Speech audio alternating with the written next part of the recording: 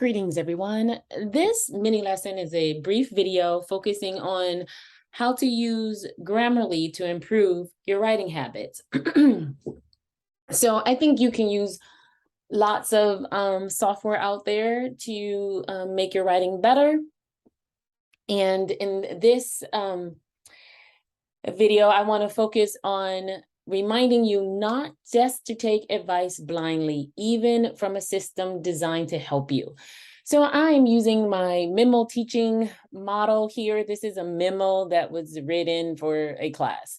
It doesn't really matter what you use. So I just uploaded this to Grammarly. Now, I want to tell you that the version of Grammarly I'm using is the paid version. So you may not see all of the features that I'm showing in this video.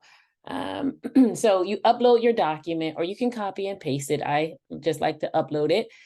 And then you'll see down the side here on the right side of the screen, there is a list of the things that Grammarly is going to look at. So right now, as Grammarly is showing me all of the suggestions for this document, I only want to focus on one thing at a time. So right now it's showing me correctness. That's going to be things like grammar and mechanics and spelling. Clarity will give you suggestions for rewording it. And then engagement will give you some additional rewording suggestions.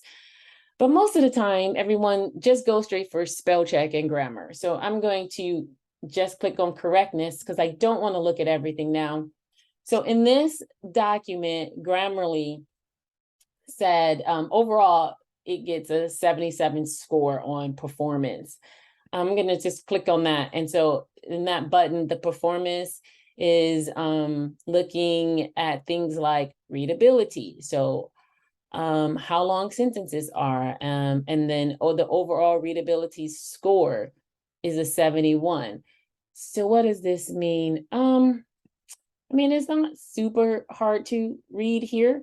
It basically just says that a 71 basically says if a person can read at a 7th grade level, they should be able to get through this text.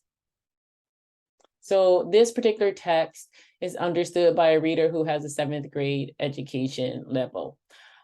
Of course, for college level writing, you can use this, again, just how to use this task to improve your writing. So do I want to have my writing a little bit higher? Well, probably the goal is if you're writing in college, you would want your writing to be at a college level. So that's something to consider here. Not a major thing, just going over the things you can look at.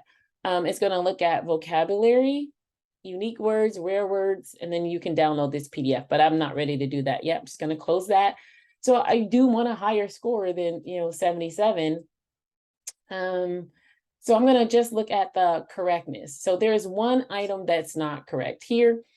When Grammarly gives you feedback, don't just click and say yes. You can learn more. So if you click on the learn more, it'll actually give you reasons for why it's giving you that suggestion. So in this case, the issue here is the sentence structure. So Grammarly says that this is a compound sentence.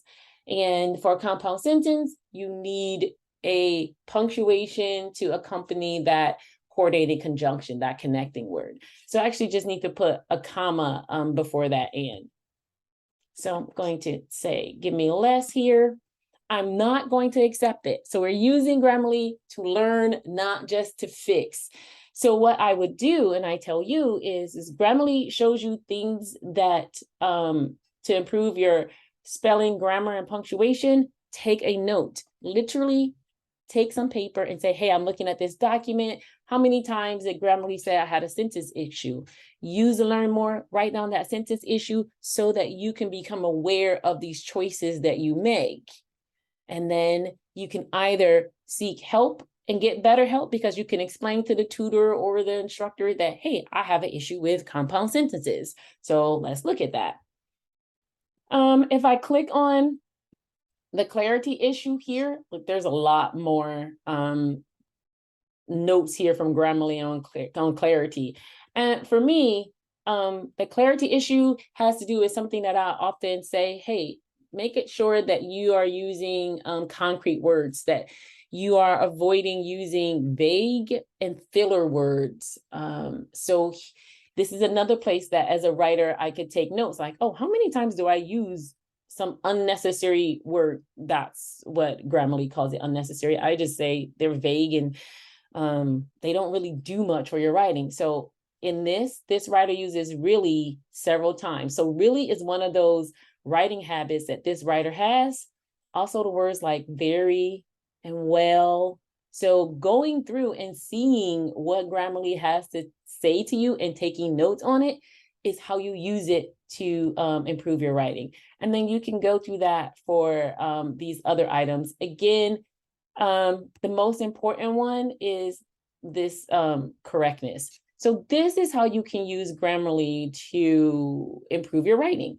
Don't just click yes.